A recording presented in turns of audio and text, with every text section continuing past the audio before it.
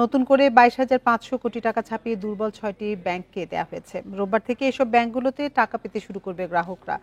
দুপুরে সাংবাদিকদের জানিয়েছেন বাংলাদেশ ব্যাংকের গভর্নর আহসান এইচ মনসুর। তবে প্রয়োজন ছাড়া অতিরিক্ত টাকা না তোলার অনুরোধ করেন তিনি।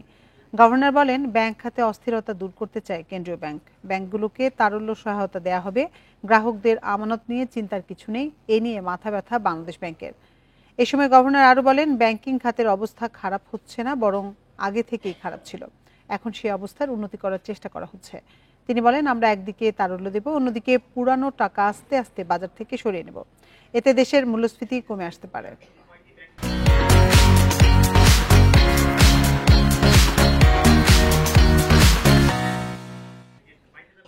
এইভাবে তো ছাপিয়ে তো টাকা দেওয়া হয় না। নেট টাকা কতখানি বাজারে আছে। আর সে তো স্যার এখনো অনেক দিয়েছেন, কয়টি ব্যাংকে দিয়েছেন? 22,000 কোটি টাকা বললেন, 22,000 কোটি টাকা কি 22,500 কয়েক সপ্তাহের মধ্যে এই টাকাটা আমরা অন্য খান থেকে তুলে ফেলবো। কিন্তু এই গ্রাহকদের কোনো অসুবিধা হবে না, বাজারকেও আমরা অস্থিতিশীল করবো না। আমাদের টাকশাল থেকে সেটা সেইভাবে আমরা সরবরাহ করব। সেটা চেকের মাধ্যমে হতে পারে, সেটা ক্যাশের মাধ্যমে হতে পারে। সবই তো আর ফিজিক্যাল মানি তো আর এভাবে ক্রিয়েট হয় না, কিন্তু টাকা তো ক্রিয়েট হবেই।